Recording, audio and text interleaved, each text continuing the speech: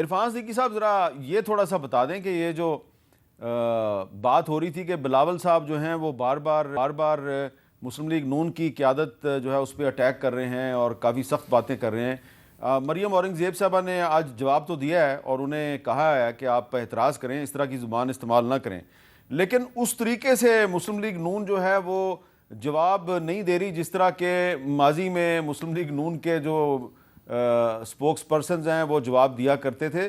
تو کیا اس کی وجہ یہ ہے کہ مسلم لیگ نون کا خیال ہے کہ ایک دفعہ پھر ہو سکتا ہے دوبارہ پیپلز پارٹی کے ساتھ مل کے حکومت بنانی پڑ جائے، تو اگر امبیرسمنٹ ہو تو صرف ان کو ہو، آپ کو نہ ہو؟ جی میر صاحب، میں آپ کو بہت واضح بات بتا دوں کہ یہ لیڈرشپ کا، سینئر لیڈرشپ کا، یعنی میاں محمد نواز شریف کہہ لیں، شہباز صاحب کہہ لیں، اس پہ ہماری ایک میٹنگ میں یہ بات ہوئی تھی، اور میاں صاحب کا کہنا یہ ہے کہ ہمیں تلخیاں نہیں بڑھانی چاہیے۔ فضا کے اندر پہلے سے کافی کشیدگی ہے، کافی تلخی پائی جاتی ہے، کافی لڑائیاں ہو چکی ہیں، کافی تصادم ہو رہے ہیں، پولرائزیشن بہت بڑھ چکی ہے۔ تو ان کا کہنا یہ تھا کہ زرداری صاحب چونکہ زیادہ اس میں حصہ نہیں ڈال رہے اس آگ کے بھڑکانے میں، بلکہ جب میاں صاحب آئے ہیں تو انہوں نے ان کو رابطہ بھی کیا، فون بھی کیا، حال احوال بھی پوچھا۔ تو ان کا خیال یہ ہے کہ ہمیں بلاول صاحب کا یہ جو غم و غصہ ہے یا جو ان کی تیر زنی ہے ہماری طرف، اس کا زیادہ نوٹس نہ لیا جائے۔ ایک تو یہ ہدایت ہے ان کی۔ ٹھیک ہے۔ دوسرا یہ ہے کہ میں اپنے طور پہ یہ سمجھتا ہوں کہ ان کے پاس کہنے کو کچھ نہیں ہے۔ اگر عملاً آپ دیکھیں میر صاحب، تو 15 سال حکومت کی ہے پیپلز پارٹی نے پاکستان کے اوپر وفاق میں، اور ہماری حکومت جو ہے اس کا عرصہ ہے میاں صاحب کا 9 ساڑھے 9 سال کا۔ اب ان سے اگر یہ کہا جائے کہ بھئی 15 سال کی کارکردگی میں سے کوئی 15 چیزیں گنوا دو، تو کوئی نہیں ہے۔ لہٰذا وہ سوائے اس کے کہ شیر خون پیتا ہے، سوائے اس کے کہ ہم تیر سے شکار کریں گے، سوائے اس کے کہ شیر جھاڑی میں چھپ گیا، سوائے اس کے کہ شیر نکل آیا، ان کے پاس بتانے کو کچھ نہیں ہے۔ نواز شریف صاحب جب جاتے ہیں تو وہ 10 چیزیں گنوا دیتے ہیں۔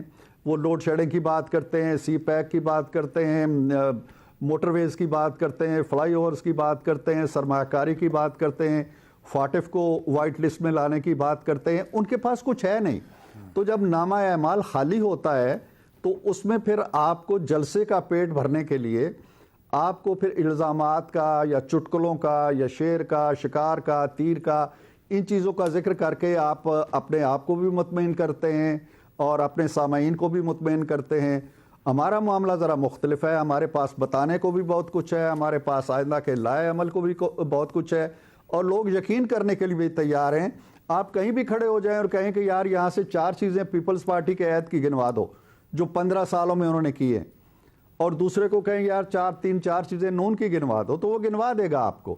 تو ان کا ایشو یہ ہے کہ ان کے پاس اس حوالے سے ہے کچھ نہیں، لہٰذا وہ کر رہے ہیں تو ٹھیک ہے، ان کی حکمت عملی ہے۔ وہ یہ سمجھتے ہیں کہ جتنا وہ پی ایم ایل این کو نشانہ بنائیں گے، anti P M L N voter جو ہے، جو چاہے پی ٹی آئی کے اندر ہے یا کہیں اور ہے، وہ ان کی طرف کھینچا آئے گا۔ ٹھیک ہے، یہ ایک اسٹریٹجی ہے، حکمت عملی ہے، وہ کام کرتی ہے نہیں کرتی ہے یہ دیکھا جائے گا، لیکن ہمارے لیے وہ کوئی زیادہ ان کے بیانات تشویش کا باعث بھی نہیں ہے، اور نہ ان کا جواب دینا ہم سمجھتے ہیں کہ ضروری ہے۔ اچھا واڈا صاحب، اب یہ بتائیں کہ یہ آج سائفر کیس میں بھی ایک اہم گواہ جو ہیں سابق فارن سیکرٹری اور سابق سفیر اسد مجید صاحب، ان کا بیان آ گیا ہے، اور اس میں انہوں نے جو عمران خان صاحب کا جو موقف ہے اس کی تو انہوں نے تردید کی ہے۔ میں آپ کو بتا دیتا ہوں کیا ہے۔ یہ جنوری 2019 سے مارچ 2022 تک امریکہ میں پاکستان کے سفیر تھے، اور 7 مارچ 2022 کو ان کی ڈونلڈ بلو کے ساتھ پاکستان ہاؤس واشنگٹن میں ان کی ملاقات ہوئی تھی، ورکنگ لنچ تھا، اور ملاقات میں deputy head of mission Naveed Safdar, military attache brigadier Nauman اور پولیٹیکل کونسلر قاسم محی الدین بھی شامل تھے۔ ملاقات 1.5 گھنٹے جاری رہی، دونوں فریقین کو معلوم تھا ملاقات کے نکات ریکارڈ ہو رہے ہیں۔ گفتگو میں وہ کہہ رہے ہیں کہ میں نے سائفر کی صورت میں اس کو اسلام آباد بھیجا، اور میں نے سائفر میں دھمکی یا سازش کا لفظ استعمال نہیں کیا۔ ایسے الفاظ اس وقت کی سیاسی قیادت نے خود سیاسی بنیاد پر اخذ کیے۔ تو جو سائفر لہرایا تھا عمران خان صاحب نے اسلام آباد کے ایک جلسے میں، اور اس میں انہوں نے جو دعویٰ کیا تھا، وہ اسد مجید صاحب جن کی گفتگو ہوئی ڈونلڈ لو کے ساتھ، انہوں نے اس کی کر دی تردید۔ اب آپ کو لگ کیا رہا ہے کہ اس کا جو الٹیمیٹ کنکلوژن نکلے گا اس کیس کا، تو اس کا کیا نتیجہ نکلے گا؟ تو پاکستان تحریک انصاف جو ہے اس کو کوئی مشکل پیش تو نہیں آئے گی؟ دیکھیں بھائی صاحب، یہ تو جو وائس نوٹس آئی تھیں، اور جتنا میں عمران خان صاحب کو جانتا تھا وہ اتنی ڈیٹیل کے اندر تو وہ جاتے نہیں تھے. سازشی دماغ ان کا تھا نہیں، سازشی لوگ ان کے ساتھ تھے، اور وہ ان کے اندر پرابلم یہ تھی کہ وہ کان کے کچے تھے اور ایکسائٹ ہو جاتے تھے اور ہر چیز اپنے سر پہ لے لیتے تھے، اور پاپولیرٹی تھی ان کی. تو یہ تو کہنا ناممکن سی بات ہے کہ اسد مجید صاحب کا جو بیان ہے، اور یہ بڑی ڈگنیٹی لیول کے اوپر یوزلی آپ ڈنر شنر پہ ہوں تو ایسی باتیں ہوتی رہتی ہیں کہ یوں نہیں ہوگا تو یوں ہو جائے گا، وچ از نارمل. لیکن اس کو سازش میں تبدیل کرنے والے ایک تو اندر ہیں، ایک پالیٹکس سے بائے بائے کر کے نکل گئے ہیں، جو 1.5 کروڑ چیزیں بھی بنگلے شنگلے بھی بنا رہے تھے اور پتہ نہیں کیا کچھ کر رہے تھے، اور وزیر اعظم کا ریپلیسمنٹ بھی تھے عمران خان کا پروگرام، اور میں ان کو سانپ کا کیٹیگری میں ہمیشہ ڈالتا تھا. تو یہ تو جو سازشی دماغ ہے، ہاں بہت پتلا اور لمبا سانپ تھا. اور ایک شاہ محمود صاحب تھے اور ایک خاص تھا، اور یہ سارا کیا اور ان کو ہوا کے اس پہ لے گیا. اور پھر کوئی جنبود بھی تھے. تو اس کی اب پرائس تو بھرنی ہے، کیونکہ قانون آپ سے یہ نہیں پوچھے گا کہ میر صاحب نے کہا تھا، وہ کہیں گے بھائی بندوق ولید صاحب نے دی تھی، میر صاحب نے میگزین لگا تھا، چلائی آپ. آپ کے خیال میں کیا ہو سکتا ہے تحریک انصاف کے ساتھ، کیا ہوگا؟ دیکھیے اس ملک میں جو اب تک پچھلے 75 سال سے ہوتا رہا ہے، اور جو ہو رہا ہے اور آگے ہونے جا رہا ہے، اور آگے 75 سال میں جو ہوگا، اس کے بعد تو سر یہ سوال ہی بڑا بے بنیاد سا سوال ہے. اچھا ولید اقبال صاحب، کیونکہ آپ ماہر قانون بھی ہیں، کوئی آپ کو لگ رہا ہے کہ تحریک انصاف کے ساتھ وہ نہیں ہوگا جو 70s میں نیب کے ساتھ ہوا تھا، پابندی لگا دی گئی تھی نیب پہ؟ دیکھیں جی، میں جوتشی تو نہیں ہوں، لیکن جہاں تک آپ سائفر کیس کی بات کر رہے ہیں، جتنے ایک تو اس کی آپ کو اس بات کا تو علم ہے کہ 2 دفعہ اسلام آباد ہائی کورٹ اس کو ری ٹرائل کے لیے واپس بھیج چکا ہے. تو کوئی نہ کوئی نقائص اس میں بڑی بنیادی قسم کے تو پائے جاتے ہیں، نمبر 1. نمبر 2، جو وکلاء اس کو اندر اڈیالہ جیل کے اندر مینیج کر رہے ہیں کیس کو، یا ریپرزینٹ کر رہے ہیں خان صاحب کو اور دیگر جو اس میں ڈیفینڈنٹس ہیں، ان کا تو مسلسل یہی موقف رہا ہے، کیونکہ انہوں نے ریکارڈ سارا دیکھا ہوا ہے. اب آپ جیسے میرے جیسے لوگوں کے پاس تو وہ آیا نہیں ہے. وہ یہ کہہ رہے ہیں کہ یہ انتہائی مذہقہ خیز قسم کا کیس ہے. یہ جو اسد مجید صاحب نے جو اب دیا ہے، اپنا بیان ریکارڈ کروایا ہے، جس کو آپ اس طرح تشریح کر رہے ہیں کہ وہ تردید کرتا ہے خان صاحب کی پوزیشن کو، خان صاحب نے اس کا تو جواب وہیں پہ جو ہے کل شاید دے دیا تھا کہ جی اگر اس میں کوئی ایسی بات نہیں تھی تو پھر امریکی سفیر کو بلا کے ڈیمارش کیوں دیا گیا تھا. اور یہ جو مداخلت کرنے والی بات ہے، دیکھیں میں ان افراد میں نہیں ہوں. سائفر شاید کیبنٹ میں یا کہیں انسیل کیا گیا تھا، گنے چنے لوگوں نے اس کو دیکھا ہے، میں تو نہیں ان لوگوں میں جنہوں نے دیکھا ہے. لیکن ہسٹری جتنی میں جانتا ہوں، کم از کم 1823 سے لے کر امریکہ کی تو ایک پالیسی ہے، منرو ڈاکٹرن اس وقت آیا تھا کہ دوسرے ملکوں کے معاملوں میں وہ انٹرفیئر کرنے کا.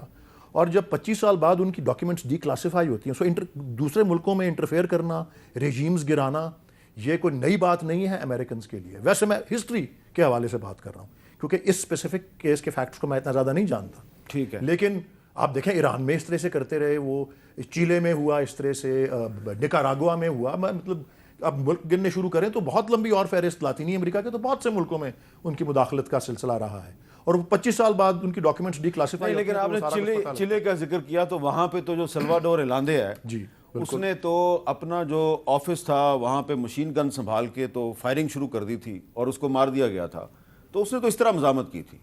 اب جی وہ ہر قسم کے دور کی ہر قسم کے اپنے اپنے طریقے ہوتے ہیں، اور ہر ایک کی اپنی اپنی اور اس وقت کی جو پاکستان کی گورنمنٹ تھی، ذوالفقار علی بھٹو صاحب کی جو حکومت تھی، اس نے علی اعلان اس کی مذمت کی تھی. آپ کچھ کہنا چاہ رہے ہیں؟ سر میں کہہ رہا تھا کہ دیکھیں یہ جو ولید صاحب نے بات کی وہ کہ انٹرفیرنس نہیں ہونی چاہیے، تو پھر آج آپ کیوں ان کے ساتھ رابطے کر رہے ہیں اور لابیسٹ کو لگایا ہوا ہے، اور آپ ویسٹ کے آگے کشکول لے کے جب کھڑے ہوتے ہیں تو اس وقت کہاں آپ کی وہ ساری باتیں رہ جاتی. تو وہ بات کریں جس میں دم ہو. اب آپ نے کہا کہ جی ہمارے بندے جا رہے ہیں اور وہ نظریاتی ہیں، اور کون سا نظریاتی ہے؟ نام بتائیں. پہچانتے ہیں آپ پی ٹی آئی کے ساتھ ان لوگوں کو جو آج پی ٹی آئی کو ریپرزینٹ کرنے جا رہے ہیں؟